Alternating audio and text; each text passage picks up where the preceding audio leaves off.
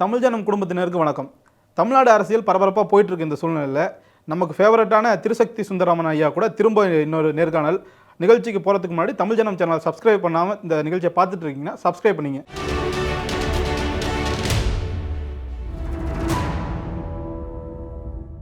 Sir, போன video பயங்கர உங்கள் ரசிகர்கள் வந்து அடிக்கடி சாரை கூப்பிடுங்கன்னு சொல்லியிருக்காங்க. நீங்களும் கூட உங்கள் ரசிகர்களை ஒரு வாட்டி சப்ஸ்கிரைப் பண்ண சொல்லிட்டீங்கன்னா பண்ணிவிடுவாங்க. தமிழ் ஜனம் நேயர்களுக்கு என்னுடைய அன்பான வணக்கங்கள், நன்றி கலந்த வணக்கங்கள். தமிழ் ஜனம் நீங்கள் தொடர்ந்து பார்த்து வருவீங்கன்னு எனக்கு தெரியும். ஆனால் சப்ஸ்கிரைப் பண்ணிவிட்டு பார்த்து வந்தீங்கன்னா நீங்கள் நம்ம தமிழ் ஜனம் குடும்பத்தில் ஒருத்தராகிடுறீங்க. எப்போவுமே வெளியிலிருந்து நம்ம வந்து ஒரு குடும்பம்னு சொல்லிக்கிறத விட குடும்பத்துக்கு உள்ளேயே வந்து நம்ம குடும்ப உறுப்பினராக இருப்பது வந்து இன்னும் சால சிறந்தது என்ற வகையில் திருசக்தியின் ரசிகர்கள், ஃபாலோயர்ஸ் எல்லாருமே அரசியல் நிகழ்வுகளை பரபரப்பான மற்ற ஊடகங்களில் வெளிவராத அந்த விவரங்களை வந்து தெரிந்து கொள்வதற்காக தமிழ் ஜனம் சப்ஸ்கிரைப் பண்ணுங்கள். வாங்க நம்ம குடும்ப விஷயம் பேசுவோம். சார், முதல்ல தமிழ்நாடு பாலிடிக்ஸ் போகிறதுக்கு முன்னாடி இதுவும் ஆல்மோஸ்ட் தமிழ்நாடு பாலிடிக்ஸ் கூட சம்மந்தப்பட்டது தான். நமக்கு தெரியும், உலக அளவில் மிகப்பெரிய ஒரு போர் சூழ்நிலை அங்கே எல்லா நாட்டுக்கு இடையிலையும் போயிட்டுருக்கு. குறிப்பாக ஈரான், இஸ்ரேல், அதில் அமெரிக்காவோட ஆதரவு. இப்படி இருக்கும்போது இஸ்ரேலுக்கு ஆதரவாக America, France, Italy, Germany, Saudi, வளைகுடா நாடுகள் இப்படி எல்லாருமே இதாகிட்டு இருக்கும்போது ஈரானுக்கு ஆதரவாக ஒரு பெரிய சக்தியானது இந்தியாவிலேருந்து கிளம்பியிருக்கு சார். ஆதரவாக திருமாவளவன், தனியரசு, கருணாஸ், தமிழ்முன் அன்சாரி, முத்தரசன், வைகோ, வேல்முருகன் இப்படி பல தலைவர்கள் ஈரானுக்கு ஆதரவாக தமிழ்நாட்டில் போராட்டம் பண்ணியிருக்காங்க. இதை நீங்கள் எப்படி பார்க்குறீங்க? இந்த விஷயத்தை நீங்கள் வந்து என்கிட்ட சொல்கிறதுக்கு பதிலாக கொஞ்சம் ஆங்கிலத்தில் டிரான்ஸ்லேட் பண்ணி ட்ரம்ப்புக்கு அமிச்சிங்கன்னா ஒரு கால் போகிற வாபஸ் வாங்கினாலும் வாங்கிடலாம். இஸ்ரேல் பிரதமர் அவர் நெதன்யாகு அவங்க 2 பேர்கிட்டையும் சொன்னீங்கன்னா திருமாவளவன், தனியரசு, எக்ஸட்ரா அவங்கள பொறுத்த வரைக்கும் இவங்கெல்லாம் எக்ஸட்ரா தான். அந்த எக்ஸட்ராக்கள் வந்து போராடுறாங்க அப்படின்னா இவங்க முதல்ல திருமாவளவனுக்கோ நீங்கள் சொல்கிற ஆட்களுக்கோ முதல்ல சர்வதேச அரசியல் என்ன புரிஞ்சுது, அதுக்கப்புறம் இஸ்லாமிய அரசியல்னு ஒன்று இருக்குது. இதை வந்து நம்ம வந்து பொதுவாக அந்த ஒரு மதத்தை குறிப்பிட்டு சொல்வதற்காக சொல்லலை. எல்லா மதங்கள்லேயும் இருக்குது, அங்கேயும் இருக்குது. இப்போ இந்து மதத்தில் எவ்வளோ சாதி இருக்குதுன்னு சொல்லும்போது ஏதோ மற்ற மதங்கள்லாம் சாதியே இல்லைன்னு ஒரு பிம்பம் வந்து உருவாக்கி அது வந்து ஒரு மாயை. ஏன்னு கேட்டிங்கன்னா கிறிஸ்தவ மதத்தில் 200 சொச்சம் இது இருக்குது. இன்றைக்கே வந்து நீங்கள் வந்து கேத்தலிக் சர்ச்சுக்குள்ளே வந்து ஒரு ப்ராட்டஸ்டன்ட் வந்து பாஸ்டராக போக முடியாது, இல்லை போய் வந்து வழிபாடு செய்ய முடியுமா? சிஎஸ்ஐ சர்ச்சை சேர்ந்தவர் வந்து கேத்தலிக் சர்ச்சுக்குள்ளே போயிட முடியுமா வழிபாட்டுக்கு? பாஸ்டராவோ பாதிரியாரோ போகிறது அடுத்த விஷயம். அதுக்கப்புறம் பெந்தகோஸ்தேக்காரர் வந்து இன்னொரு இதுக்கு போயிட முடியுமான்னா இதெல்லாம் முடியாது. அதே மாதிரி இஸ்லாமியர்களுக்குள்ள ஷியா, சன்னி, இந்த சன்னி அப்படிங்கிறது வந்து இந்தியாவில் இருக்கும் இஸ்லாமியர்கள் போன தடவை கூட பேசணும், ஏறத்தாழ ஒரு 80-90% வரைக்கும் சன்னி முஸ்லீம்கள். ஆமாம், ஷியா வந்து இந்தியாவில் வந்து கம்மி, கர்நாடகாவில் கொஞ்சம், அங்கே கொஞ்சம், இங்கே சின்ன சின்ன பெல்ட். இப்போ கூட அலிப்பூரில் கர்நாடகாவில் வந்து ஷியா முஸ்லீம்கள் வந்து கலாட்டா பண்ணாங்க. இப்போ இந்தியாவிலேயே வந்து சின்ன சின்ன பேட்ச் தான். 80-90% சன்னி முஸ்லீம்னா அப்போ ஷியா முஸ்லீம்கள் இந்தியாவில் எவ்வளோ இருக்க முடியும்? இதுக்கு தவிர வந்து அகமதியா இருக்காங்க, இதை தவிர தியோபந்த் வகையினர் இருக்காங்க. அப்போது ஒரு 5-10% தான் இருக்கணும். நம்ம அந்த இஸ்லாமிய அரசியல் என்ன புரிஞ்சுக்கணுன்னா, எங்கே பிரச்சனை? ஈரானில் உள்ள ஷியா முஸ்லீம்கள் யாரை தாக்குறாங்க? அவங்களுக்கு யாரோட பிரச்சனை? கிறிஸ்தவ அமெரிக்காவோட பிரச்சனை, யூத இஸ்ரேலுடன் பிரச்சனை. நம்ம வந்து வகைப்படுத்தணுன்றதுக்காக சொல்லலை, அடிப்படையை புரிஞ்சுக்கணுன்றதுக்காக. இதில் யார் சரி தவறு, அவர்கள் அணு ஆயுதங்கள் வைத்திருக்கிறார்கள் என்று சொல்கிறார்கள், அது உண்மையா இல்லையா ட்ரம்ப் சொல்வது, நம்ம வந்து அந்த சர்ச்சைக்குள்ளேயே போல. இது அடிப்படையில் அப்படி. ஈரான் வந்து அமெரிக்காவை தாக்க முடியவில்லை, இஸ்ரேலை தாக்குறாங்க. ஏன்னா கிட்ட இருக்குது, பக்கத்தில் இருக்குது. அமெரிக்கா ரொம்ப தள்ளி இருக்குது. அவங்க சீன ஏவுகணைகளை தான் அதிகமாக பயன்படுத்துகிறாங்க ஈரான். அது வந்து லாங் ரேஞ்ச் மிசைல்ஸ் அவங்கக்கிட்ட இல்லை, அமெரிக்கா வரைக்கும் போகிற அளவுக்கு இல்லை. அப்போ எங்கே அமெரிக்க தளங்கள், அமெரிக்க முதலீடுகள் எங்கே இருக்குதுன்னு பார்த்து, எங்கெல்லாம்னா அமீரகம், யுஏஇ, அதாவது சவுதி அரேபியா, துபாய், அபுதாபி, அப்புறம் ஜோர்டான், குவைட், கத்தார், இந்த நாடுகளில் வந்து அமெரிக்க மூலதனங்கள் இருக்குது. சில இடங்களில் டிஃபென்ஸ் பாதுகாப்பு பேஸ்ன்னு சொல்லக்கூடியது. இந்த இடமெல்லாம் தாக்குறாங்க. தாக்கும்போது அது மட்டும் இல்லாமல் அங்கே உள்ள பொதுவான பொதுமக்களும் வந்து இஸ்லாமியர்கள் பாதிக்கப்படுகிறார்கள். பள்ளிகள் மீது குண்டு விழுது, 40 குழந்தை போகுது. நான் சொல்கிறது வந்து அமெரிக்கா இஸ்ரேல் பண்ணுறது சரின்னோ இவங்க பண்ணுறது சரின்னோ யாரையும் வந்து சரி தவறுக்குள்ளே போடல. என்ன நடக்குதுன்னு கேட்டிங்கன்னா, ஷியா முஸ்லீம்கள் கிறிஸ்தவ அமெரிக்கா அவங்க இஸ்ரேல் அவங்க தாக்குறாங்க, சரி ரைட்டு. அதே அந்த ஷியா இஸ்லாமியர்கள் முஸ்லீம்கள் இங்கே அந்த வளைகுடா நாடுகளை தாக்கும்போது அங்கே யார் பாதிக்கப்படுறாங்க? சன்னி முஸ்லீம்கள் பாதிக்கப்படுறாங்க பெரும்பாலும். இப்போ பதிலுக்கு வந்து சவுதி அரேபியா என்ன சொல்லியிருக்கு, அமீரகம், துபாய், அபுதாபி, இந்த 7 அந்த UAE அவங்க வந்து நாங்கள் அமெரிக்காவை ஆதரிக்கிறோம், ஈரானை வந்து தாக்குவோம். தமிழ்நாட்டில் இருக்கிற திருமாவளவனுக்கோ மற்றவங்களுக்கோ இது ஏதாவது புரியுதான்னு கேட்டிங்கன்னா எனக்கு தெரிஞ்சு புரிஞ்ச மாதிரி தெரியல. ஏன்னு கேட்டால், நீங்கள் ஈரானை ஆதரிக்கிறாங்கல்ல, அங்கே கொமேனி என்கிறவர் வந்து அவர் கொல்லப்பட்டார். ஒருவர் கொல்லப்படுவது என்பது யாராக இருந்தாலும் வருத்தப்படக்கூடிய ஒரு சமாச்சாரம். இதே மாதிரி எத்தனையோ தலைவர்கள் வந்து உலக அளவில் சர்வதேச போர்களில் வந்து கொல்லப்பட்டிருக்கிறார்கள். இதில் யார், ஹிட்லர் வந்து ஜெர்மனியில் வந்து நீங்கள் வந்து வெளியுலகிற்கு வில்லனாக இருப்பவர், அவருடைய காலத்தில் வந்து அவர் வந்து அங்கே கதாநாயகனாக இருந்தார். நம்ம ஹிட்லரை வந்து நம்ம வந்து ஆதரித்து பேசலை. ஒருவருக்கு வில்லனாக இருப்பவர் இன்னொருவருக்கு கதாநாயகனாக இருப்பார். இங்கே தமிழ் சினிமாலேயே ஒரு காலத்தில் வந்து கதாநாயகன்னா வந்து அவர் வந்து நல்லது தான் பண்ணுவார் அப்படிங்கிறது போக, இன்றைக்கி வர ட்ரெண்ட் எப்படின்னு பார்த்தீங்கன்னா, நெகட்டிவ் ஹீரோன்னு ஒரு கான்செப்ட் வந்துருச்சு. வில்லனாக இருப்பவர் கதாநாயகனாக வருகிறார், அவர் தப்பு செய்வார், ஆனால் ஜனங்க ரசிக்கிறாங்க. இப்படி ஒரு ட்ரெண்டு மாறுது, சூழல் மாறுது. அந்த மாதிரி பார்த்தீங்கன்னா, சரி, அந்த கொமேனி வந்து கொலை செய்யப்பட்டதற்கு உண்மையிலேயே இஸ்லாமியர் கொலை செய்யப்பட்டார் என்று திருமாவளவன் எக்ஸட்ரா வருத்தப்படுறாங்களே, கண்ணீர் விடுறாங்களே, சில பேருக்கு அப்படியே கண்ணீர்லாம் விடுறாங்க. இவங்கெல்லாம் இந்த பால் காமும் போது ஒரு வார்த்தை கூட பேசலை. பேண்ட் அவுத்து பார்த்துட்டு வந்து கொலை பண்ண அந்த ஒரு படுபாதக செயலுக்கு பதில் எதுவும் இங்கே வந்து பேசலை, வாய் திறக்கவே இல்லை. சமீபத்தில் பங்களாதேஷில் வந்து இந்துக்கள் என்பதற்காகவே வந்து கொளுத்தப்பட்டவர்கள், பெண்கள் கற்பழிக்கப்பட்டார்கள், இதுக்கு ஒன்றும் பேசலை. அதை தவிர வேங்கை வயலுக்கும் பேசலை, நாங்குநேரிக்கும் பேசலை. ஒட்டப்படாரம் முந்தானத்து வந்து பார்த்தீங்கன்னா ஒரு எஸ்சி வந்து அவர் ட்ரில்லிங் மிஷின் வச்சு அவருடைய மர்ம உறுப்பு எல்லாம் வந்து இது பண்ணி வெட்டி அதை இதெல்லாம் பண்ணியிருக்காங்க. நெஞ்சில் கல்லை தூக்கி போட்டு ஆற்று பாலத்தில் வச்சு புதைச்சிருக்காங்க ஒட்டஞ்சத்திரத்தில். எந்த ஒரு செய்தி பேசக்கூட இல்லை, வாய் கூட யாரும் பேசலை. நம்ம தான் பேசிக்கிட்டு இருக்கோம். ஒட்டஞ்சத்திரம் திண்டுக்கல் பக்கத்தில் இருக்குது, அது இருக்குது. இது வரைக்கும் அதுக்கு என்ன காரணம்னு கூட இது வரைக்கும் வெளியிடலை. சம்மந்தப்பட்ட ஒரு திமுக தரப்பில் ஒரு எம்எல்ஏவோட பேர் அடிபடுது, அதுவும் இது வரைக்கும் வாய் திறக்கலை. நீங்கள் ஓசூரில் பார்த்தீங்கன்னா வீட்டு வாசலில் யாரோ ஒருத்தர் மோட்டார் சைக்கிள் வச்சுருந்தாரு, ஒரு லேபர் இன்ஸ்பெக்டருடைய வீட்டு வாசல்லன்னு. அவர் பையன் வாசலில் வந்து ஒரு அங்கே உள்ள மால்கிரி சீனா என்கிற ஒரு சீனிவாசன் என்கிற திமுக நிர்வாகி, அவருடைய மகன் ஆதித்யா 22 வயசு, கஞ்சா போதையில் 3 பேர் வந்திருக்காங்க. ஆரன் அடித்து வண்டி எடுக்கிறதுக்கு ஒரு 2 நிமிஷம் டிலே ஆகிருக்கு. வீட்டு வாசலில் வண்டி, எதிரில் இன்னொரு கார் நிறுத்திருக்கு, கேப் இல்லை, அது குறுகலான தெரு. அதில் வந்து அவங்க வந்து வண்டி எடுக்கிறதுக்குள்ள அந்த வண்டியை வேணும்ன்ட்டே இடித்து சாய்ச்சிட்டாங்க. அதில் வந்து அந்த கார்த்திகேயன் ஏதோ அந்த இளைஞர் வந்து, அவர் எந்த கட்சியும் இல்லை, பொதுமக்கள், அது வண்டி விழுந்து அவருக்கு கையில் ஃப்ராக்சர் ஆகிருக்கு. அவங்க அப்பா சிவமூர்த்திங்கிறவர் வந்து வெளியே வந்து என்னப்பான்னு கேட்கும்போது கார்லேருந்து கட்டை எடுத்துக்கிட்டு போய் அடிக்க போயிருக்காங்க. அவர் என்ன கேட்குறாருன்னா, ஏன்பா வண்டி ஆரன் அடிச்சிங்க வந்து எடுக்கிறாரு, ஒரு 2 நிமிஷம் பொறுமையாக இருக்கக்கூடாதான்னு கேட்குறாரு. அவரை வந்து கட்டையால் அடிக்க வரும்போது பொதுமக்கள் ஒரு 10-15 பேர் ரோட்டில் வந்து நின்று பார்க்குறாங்க அந்த தெருவில். அது அவருடைய அந்த இளைஞருடைய மனைவி அப்புறம் 6 வயது குழந்தையும் வந்து என்ன நடக்குதுன்ற ஒரு கவலையில் வெளியில் வந்து நிற்கிறாங்க. இந்த ஆதித்யா என்ற திமுக நிர்வாகியின் மகன் வேண்டுமென்றே காரை வந்து அந்த குடும்பம் நிற்கிற அந்த இடத்து மீது பேசி கொண்டிருக்கும் போதே காரை அவர்கள் மீது செலுத்தி ஓசூர் பக்கத்தில் ஏற்றிறாரு. அதில் வந்து அவர் அந்த சிவமூர்த்தி என்பவர் 57 வயது அவர் labour inspector, assistant labour inspector. அவர் வந்து நெஞ்சு எலும்பு ஒடிந்து அவர் கிட்டத்தட்ட, அதாவது ஆஸ்பத்திரி காரில் வேறு ஒரு காரில் போட்டு எடுத்துகிட்டு போனாங்க. ஆஸ்பத்திரியில் வந்து பிராட் டெட்டுன்னு சொல்லிட்டாங்க, இறந்து போயிட்டார்.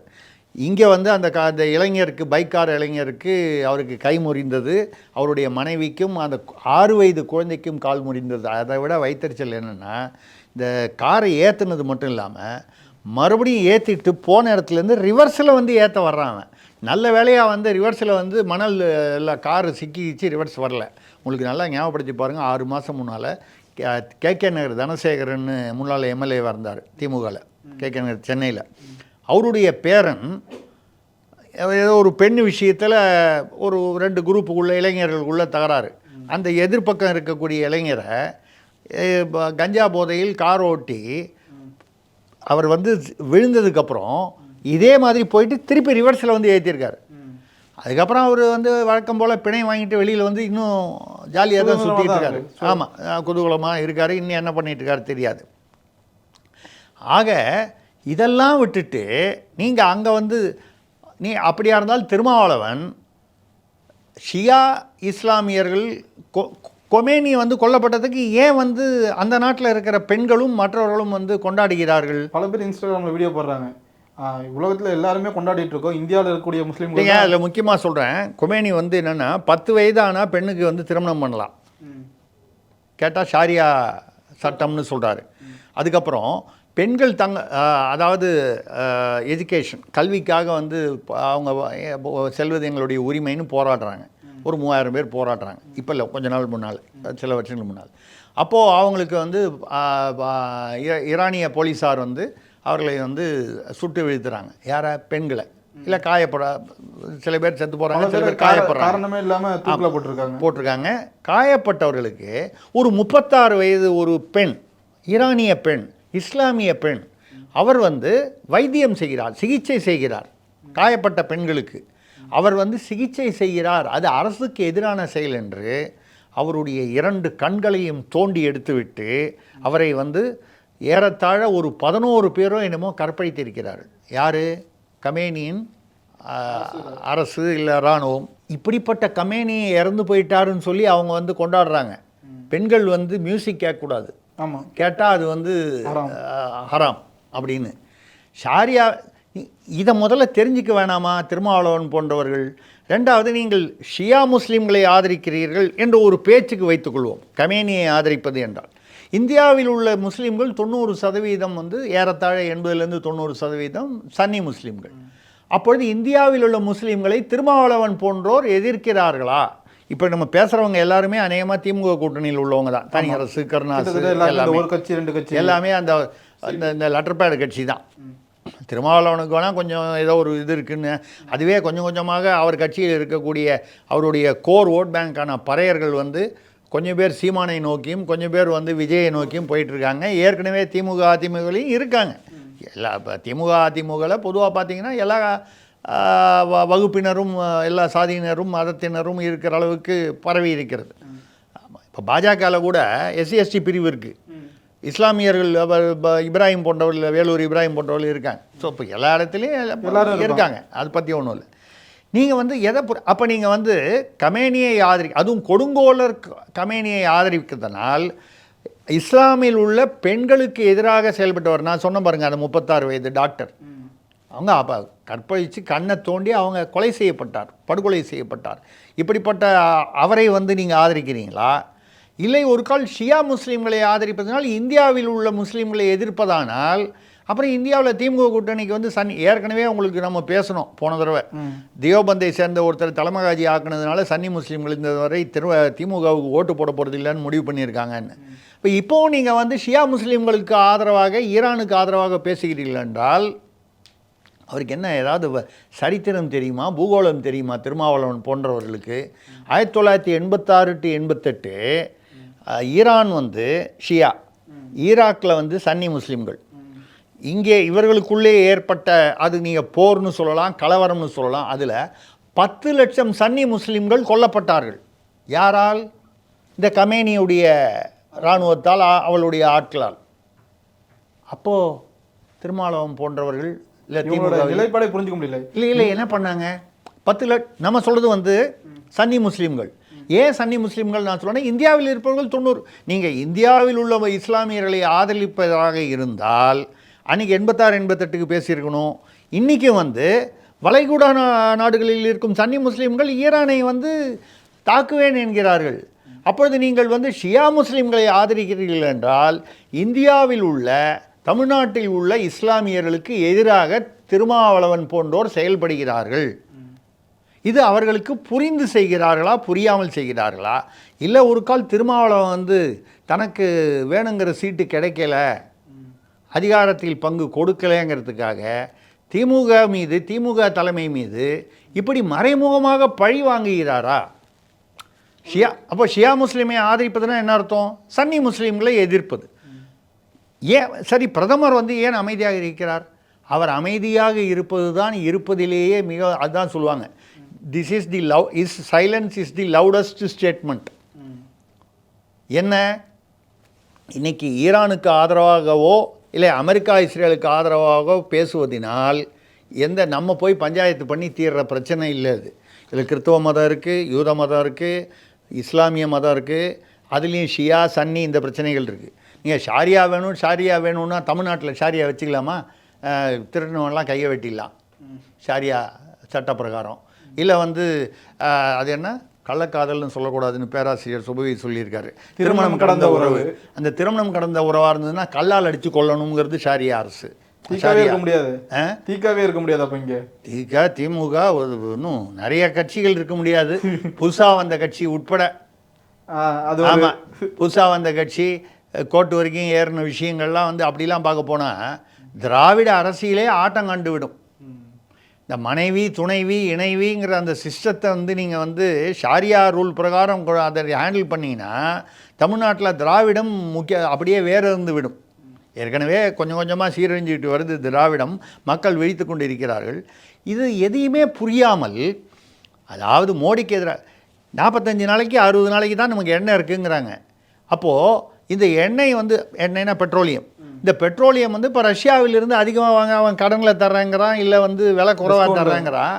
இப்போ இந்தியாவில் வந்து 45 நாளில் வந்து நீங்கள் ஒன்று ஈரான் பக்கம் பேசுவதாலோ இல்லை வந்து அமெரிக்கா இஸ்ரேல் பக்கம் பேசுவதாலோ கண்டிப்பாக அந்த ஸ்ட்ரெயிட் ஆஃப் ஹார்முஸை வந்து அவன் ஈரான் பிளாக் பண்ணிட்டான். அது வழியாக இந்தியாவுக்கு 40% பெட்ரோலியம் அது வழியாக வருகிறது. உலகத்துக்கு 20% அது மூலமாகவும் இந்தியாவுக்கு 40% வருது. இப்போ அது நின்று போச்சு. வேறு எங்கேயாவது வாங்கணுமா இல்லையா? இல்லை 45 நாளில் வந்து சப்போஸ் பெட்ரோலியம் முடிஞ்சு போச்சுன்னா அண்ணன் திருமாவளவனோ இல்லை வேறு யாருமோ வந்து எப்படி வந்து போய் 234 தொகுதிகளில் வந்து நடைபயணமாக போகிறதா, மாட்டு வண்டியில் போகிறதா, இப்போ எப்படி போவீங்க? அதாவது பிரதமர் என்ன பார்க்கிறார்? ஒரு நாட்டின் தலைவர் வந்து என்ன பார்க்கணும்? என்னுடைய நாட்டு மக்கள், வெளியில் இருக்கும் இந்தியர்கள் பாதுகாப்பாக இருக்க வேண்டும். 8 நாடுகளோடு 48 மணி நேரத்தில் பேசி அங்கே உள்ள இந்தியர்களின் பாதுகாப்பை வந்து உறுதி செய்து அதற்கான ஏற்பாடுகள் செய்து இப்போ வந்து துபாயிலிருந்தெல்லாம் விமானங்கள் வர ஆரம்பித்து விட்டன. ஒரு பக்கம். இரண்டாவது, இந்தியாவில் பாதுகாப்பாக இருக்கிறதுக்கு என்ன சொல்கிறாரு? இங்கே கலவரங்கள் ஏற்படாமல் பார்த்து கொள்ளுங்கள், இது வெளிநாட்டு விவகாரம். நம்ம இங்கே உள்ள இஸ்லாமியர்களோ யாரோ ஒருத்தர் அடிச்சுக்கிறதுல அர்த்தம் இல்லை. இங்கே உள்ள ஷியாவும் பாகிஸ்தானில் சன்னி முஸ்லீம்கள் இருக்கிற இடத்துல ஷியா மசூதிகள் தாக்கப்பட்டு பல பேர் கொலை செய்யப்பட்டு இருக்கிறார்கள். ஸோ அப்போ வந்து இந்த ஷியாவுக்கும் சன்னிக்கும் இங்கேயும் நடக்குது, அந்த பக்கமும் நடக்குது. இதில் யார் ரைட்டுன்னு நம்ம சொல்லலை. இதில் நம்ம ஏன் தேவையில்லாமல் தலையிடணும்? இந்திய சன்னி முஸ்லீம்களுக்கு இதில் எந்த விதமான பாதிப்போ சம்மந்தமோ கிடையாது. அப்போ இந்தியா பத்திரமா இருக்கணும்னா 45 நாள் கழித்து என்ன வரணும்னா என்ன பண்ணணும்?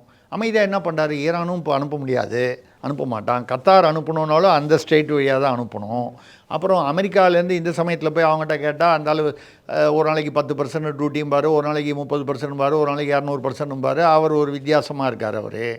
அவர் வந்து நிலையான மனநிலையில் இல்லை, அவர் வந்து கிட்டத்தட்ட திராவிடம் அமெரிக்கா வரை பரவி இருக்கிறதோ என்ற சந்தேகத்தை உருவாக்கிற அளவுக்கு ட்ரம்ப் அவர் வந்து ஒரு நாளைக்கு ஒன்று பேசுகிறார். அவர் அப்படி தானே இங்கே இருக்கிறவங்களும் பேசிக்கிட்டு இருக்காங்க. திருமாவளவன் வந்து ஒரு நாளைக்கு அதிகாரத்தில் பங்குங்கிறாரு, மறுநாளைக்கு முதல்வர் மனம் கோணாமல் இருப்போம்ங்கிறாரு. கிட்டத்தட்ட ட்ரம்ப்பும் ஒரே மாதிரி தான் பேசுகிறாரு. இது என்ன மனநிலை என்று எனக்கு புரியவில்லை. அதனால் நம்ம வந்து அவர்களுக்கு மனநிலை சரியில்லைன்ற நம்ம வந்து அநாகரிகமாக பேசுவது தவறு. நம்ம வந்து அவரவர்கள் ஏதோ ஒரு சூழ்நிலையை வைத்து கொண்டு பேசுகிறார்கள், தகவல்கள் சரியாக அவர்களுக்கு புரிதல் இல்லை என்று நம்ம வந்து அதை நாகரிகமாக சொல்லிவிட்டு போகலாம். அந்த மாதிரி வரக்கூடிய ஒரு சூழ்நிலையில் இந்தியாவிற்கு 45 நாளில் எண்ணெய் வந்து பெட்ரோலியம் நின்று போயிடும், இல்லை போவதற்கான ஒரு அபாயம் இருக்கிறதுனால் அதற்கு என்ன செய்ய வேண்டுமோ பிரதமர் அது செய்யும் பொழுது எந்த ஒரு பக்கமும் சாராமல் நடுநிலையாக நின்று அதை வந்து பண்ணார். இப்போது நீங்கள் வந்து சீனா வந்து அவனுக்கு வந்து ஏன் ஈரானுக்கு சப்போர்ட் பண்ணுறான், அவன் ஏவுகணை கொடுத்தான், அவன் சிசிடிவி கொடுத்தான், அந்த சிசிடிவிலாம் வந்து ஒர்க் பண்ணலன்னு இப்போ இஸ்ரேல் வந்து ஒரு சுவாரஸ்யமான சொல்லி இந்த விஷயத்தை முடிச்சுடுவோம். இஸ்ரேல் வந்து இன்றைக்கி நேற்றுக்கு இதை வந்து மோடி அங்கே போனார், இவர் தான் ஏதோ குண்டெல்லாம் பார்சல் பண்ணி கொண்டு போய் கொடுத்தாரு, அதனால தான் போட்டாங்கன்னெலாம் வந்து பேசிகிட்டு இருக்காங்க தமிழ்நாட்டில். அப்படின்னா அவங்களுக்குலாம் என்ன குண்டுன்னே தெரியல, குண்டுன்னா என்ன தெரியல, ஏவுகணைனா என்ன, இதுக்கெல்லாம் வித்தியாசம் தெரியல. 6 மாதத்துக்கு முன்னாடி, 6 மாதம்னா கிட்டத்தட்ட 6 மாதம் 1 வருஷத்துக்கு முன்னாலேயே இஸ்ரேலிலிருந்து ஈரானில் வந்து அணுகுண்டு தயார் செய்கிறார்கள், அதை வந்து வளர விடக்கூடாது என்பதற்காக அமெரிக்காவும் இஸ்ரேலும் அது அவரை நீ என்ன பிக் பிரதரா, நீ எப்படி ஏன் ஆதிக்கம் பண்ணுறா, இந்த கேள்வியெல்லாம் கேட்டுக்கிட்டு இதெல்லாம் கேட்டுக்கிட்டு இருந்தோம்னா இந்தியா பாதிக்கப்படும். அப்போ அவங்க வந்து டென்டிஸ்ட்டு, பல் டாக்டரு, அப்புறம் மற்ற டாக்டர்களை இஸ்லாமியர்களாக மாறுவேடத்தில் வந்து அந்த நாட்டிற்கு அனுப்பி அங்கே வந்து கமேனி அவர்கள் இறந்து கொலை செய்யப்பட்டிருக்கிறாரே, அவரோட அவருக்கு ஏதோ பல்லு பிரச்சனை, வயசானவர், அவருக்கு பல்லு பிரச்சனை, பல்லுலேருந்து ஓட்டை வருது, இந்த ஃபில்லிங்னு சொல்லுவாங்க, உள்ளே அடைப்பாங்க, அதில் ஜிபிஎஸ் வச்சு சென்சார் வச்சு பண்ணியிருக்காங்க. அவருக்கு மட்டும் இல்லாமல் முக்கியமான தளபதிகள், யாருக்கோ ஏதோ ஒரு உடம்புக்கு வரும், பல்லில் வரும், ஒரு தளபதினா எல்லாரும் 50 வயசுக்கு மேலே தான் இருப்பாங்க, இது ஒன்றும் 50 60, அதுவும் ஈரான்லலாம் 70 வயசு இந்த மாதிரிலாம். இது மாதிரி வரக்கூடிய அவங்களுக்கு எண்டோஸ்கோப்பி எடுக்கும்போது வயிற்றுக்குள்ளே ஒரு ஜிபிஎஸ் வச்சிருது. இப்போ அவன் எங்கே போனாலும் இஸ்ரேலில் டெல்லவையில் உட்காந்துட்டு கம்ப்யூட்டரில் பார்த்தா அவன் எந்த பில்டிங்கில் எந்த ரூமில் இருக்கான்ற வரைக்கும் தெரியும். அப்படி வைத்து தான் அவர் தாக்கப்பட்டிருக்கிறார். இப்படி இதெல்லாம் வந்து பார்த்தீங்கன்னா ஒரு மிகப்பெரிய சர்வதேச ஜியோ பாலிட்டிக்ஸ் என்றக்கூடிய அரசியல். இதெல்லாம் எதுவுமே புரியாமல் இங்கே வந்து நீங்கள் வந்து ஈரானை வந்து நான் வந்து கமேனியை ஆதரிக்கிறேன் என்று சொல்வதனால் திருமாவளவன் மற்றும் திமுக கூட்டணியினர் இந்தியாவில் உள்ள சன்னி முஸ்லீம்களை எதிர்க்கிறார்களா? அது அவங்க தான் பதில் சொல்லணும். இது இப்படி ஒரு சைடில் போயிட்டு இருக்கும்போது அப்பா ஒரு ஸ்டேட்மெண்ட் கொடுக்குறாரு, அது பார்த்தீங்களா? ஏதாவது இல்லை, அது பார்த்து நான் ரொம்ப ரசித்தேன். அதே சமயத்தில் எனக்கு கொஞ்சம் கவலையும் அதிகமாகிடுச்சு.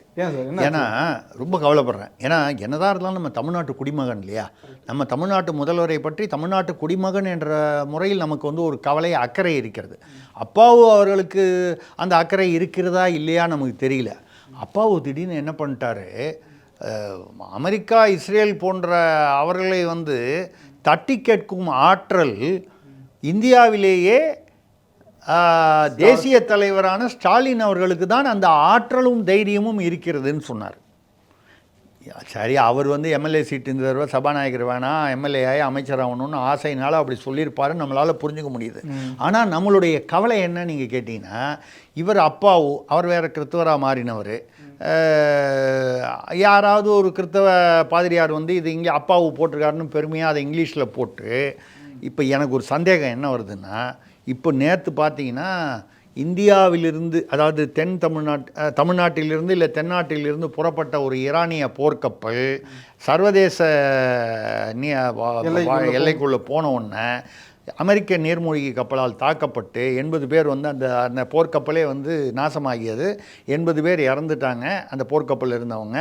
ஒரு 32 பேர் வந்து இலங்கை மருத்துவமனையில் தீவிர சிகிச்சை பெறுகிறார்கள். எனக்கு என்னமோ என்ன டவுட் வருதுன்னா, அப்பாவு பேசுனதை யாரோ இங்கிலீஷில் டிரான்ஸ்லேட் பண்ணி ட்ரம்ப்புக்கோ இல்லை நெத்தன்யாவுக்கோ அனுப்பிச்சு, இஸ்ரேலையும் அமெரிக்காவையும் ஸ்டாலின் தட்டி கேட்குறாரான்னு சொல்லி ஸ்டாலினுக்காக வைக்கப்பட்ட குறிதான் ஒரு கால் வந்து இந்த நீர்மூழ்கி கப்பல் மூலமாக வந்து அப்படியா இருந்துச்சா? இல்லை இதை வந்து வழக்கமாக அந்த போலீஸ்காரங்களாம் என்ன பண்ணுவாங்க, யாரையாவது சுடணுன்னா முதல்ல மேல் நோக்கி சுடுவாங்க, ஒரு எச்சரிக்கை ஷாட். அந்த எச்சரிக்கை ஷாட்டு கொடுத்தா என்ன அர்த்தம், அடுத்தது ஒன்றா சுடுவேன்னு. அப்போ இந்த தமிழ்நாட்டை ஒட்டி இன்டர்நேஷ்னல் வாட்டர்ஸில் ஒரு போர்க்கப்பலை, ஈரானிய போர்க்கப்பலை வந்து அதாவது வைத்து இருக்கிறார்கள் என்றால், ஸ்டாலினை வந்து இஸ்ரேலையோ வந்து அமெரிக்காவையோ தட்டி கேட்கும் ஆற்றல் பெற்ற ஒரே தலைவர், தேசிய தலைவர், சர்வதேச தலைவர்னா அடுத்த குண்டு எங்கே வைப்போம் அப்படிங்கிறத ஒரு கால் தமிழ்நாட்டிற்கு சும்மா வேலியில் போகிறத எடுத்து வேட்டியில் விட்டுக்கிட்ட கேஸாச்சிருக்கு. அப்பாவுக்கு வந்து ஏதாவது ஒரு கால் எம்எல்ஏ கொடுக்கலன்னு கோவமா ஐயா ஸ்டாலின் பேரில் என்னன்னு தெரியல. இப்போ அது எனக்கு என்னமோ இது வந்து அந்த நீர்மூழ்கி கப்பல் வந்து அடித்தது வந்து ஒரு மேல் நோக்கி சுட்ட ஒரு எச்சரிக்கை ஷாட் மாதிரி தெரியுது. இந்த மாதிரி நீங்கள் வந்து அமெரிக்கா இஸ்ரேலை வந்து தமிழ்நாட்டில் இருந்து, ஏன்னா வேறு எந்த மாநிலத்திலையும் வந்து பெருசாக ஒன்றும் பண்ணல, தமிழ்நாட்டில் தான் இதெல்லாம் இந்த தேவையில்லாத அரசியல் பண்ணுறாங்க. பண்ணால் அடுத்தது இங்கே தான் சொல்லி வேலியில் போகிறத எடுத்து ஸ்டாலின் கொஞ்சம் ஜாக்கிரதையாக இருந்துக்கணும். ஸ்டாலின் உஷாராக இருக்க வேண்டும். குறிப்பாக அப்பாவு போன்றவர்கள். ஏனென்றால் அப்பாவுடைய மனதில் என்ன எண்ணம் ஓடுகிறது என்பது நமக்கு தெரியவில்லை. இது ஸ்டாலினுக்கு பாதகமாக வந்து விடக்கூடாதே, தமிழ்நாட்டு முதல்வருக்கு இதனால் ஒரு ஆபத்து அப்பாவுனால வந்துடக்கூடாதே அப்படிங்கிற கவலையில் நம்ம நம்மளோட அக்கறையில். அதில் இன்னொரு ஸ்டேட்மெண்ட்டு நம்ம இன்னொரு புரிஞ்சுக்க முடியுது, இவங்க எப்படி காங்கிரஸ் தலைவர்களை பார்க்குறாங்கன்னு. தேசிய அளவில் இருக்கிற ஒரே தலைவர் ஸ்டாலின் தான் அப்படின்னு அவர் சொல்றது மூலயமா ராகுலுக்கும் சோனியா காந்திக்கு இவங்களுக்கு போன்ற தலைவர்களுக்கெல்லாம் அந்த அளவுக்கு தகுதி இல்லை அப்படிங்கிற ஒரு ஸ்டேட்மெண்ட் இன்டைரக்டா சொல்லிடுறாரு. ஆமாம்மா, ஏற்கனவே மணிசங்கரையர் காங்கிரஸ்லேருந்தே வந்து இண்டி கூட்டணிக்கு தலைவர் வந்து ஸ்டாலினாக வரணுங்கிறாரு. அப்படின்னா என்ன அர்த்தம்? ராகுல் தகுதியற்றவர்னு அர்த்தம். அது சரியா, அது வந்து மணிசங்கரையர் சொல்லி தான் நம்ம தெரிஞ்சுக்கணுன்றது இல்லை, பொதுமக்களுக்கு தெரியும். அது யார் வந்து எந்த தகுதின்றது பொதுமக்களுக்கு நல்லா தெரியும். இன்ஃபேக்ட் வந்து தெலுங்கானாவில் வந்து இது ஜெயிச்சது இல்லையா மாநிலத்தில்? ஆமாம், ஜெயித்த போது அதுக்கு ஒரு பெரிய காரணம் என்ன சொன்னாங்கன்னா, அந்த சமயத்தில் ராகுல் வந்து வெளிநாட்டுக்கு சுற்றுப்பயணம் போயிட்டாரு, இங்கே பிரச்சாரம் பண்ணல, அதனால் நாங்கள் ஜெயிச்சிட்டோன்னு காங்கிரஸ்காரங்களே பேசிக்கிட்டாங்க. ஸோ இப்போல்லாம் என்ன பண்ணுறாங்கன்னா, எங்கேயாவது ஒரு மாநிலத்திலேயோ இல்லை ஒரு இடைத்தேர்தலோ வருதுன்னா கரெக்டாக ராகுலை நீங்கள் பேங்காக் போகிறதுன்னு போயிட்டு வாங்க, நீங்கள் இஸ்ரேல் போகிறதுன்னு போயிட்டு வாங்க, நீங்கள் அங்கே போகணுன்னு நீங்களே அங்கே ஏதோ பேங்காக்கில் வேலை இருக்குதுன்னு அங்கே போய் பார்த்துட்டு வாங்க. இங்கே இத்தாலியில் போனால் அவங்க பாட்டியை பார்த்துட்டு வராங்க. பேங்காக்கில் யாராவது சொந்தக்காரங்க இருப்பாங்க, யாராவது அவங்களுக்கு வேண்டியவர்கள் இருப்பாங்க, அது நமக்கு எதுக்கு, அது போய் பார்த்துடுவாங்க அப்படின்னு அனுப்பிச்சிடுறாங்க. அப்போ இங்கே ஜெயிச்சிடுறாங்க. அவர் இருந்தால் ஏதாவது பேசிடுறாரு, பிரச்சனையாயிடுது. அப்போ ராகுல் மட்டும் இல்லாமல் அந்த அந்த அந்த குடும்பத்திற்கே வந்து தகுதி இல்லை. அப்போ ஒரே தேசிய தலைவர் இவர் தான் சொல்லி திமுகலையும் பேசுகிறாங்க, காங்கிரஸ்லேருந்தே 1-2 பேர் பேசுகிறாங்க. இதெல்லாம் வந்து நடக்குது. ஏன்னா இவங்க வந்து கூட்டணி வேறு 20 கட்சியோட ஏற்கனவே சேர்ந்துட்டாங்க.